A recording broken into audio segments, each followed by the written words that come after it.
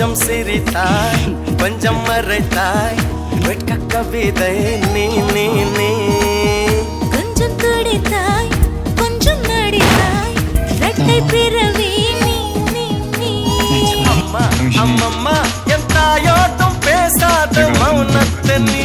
சொன்னாய் அப்பா அப்பப்பா நான் யாரோடும் பேசாத முத்தத்தை நீயே தந்தாய்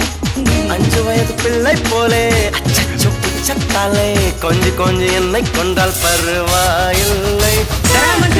சாசி காதல் சாசி ஏதோ சௌக்கியம் பருவ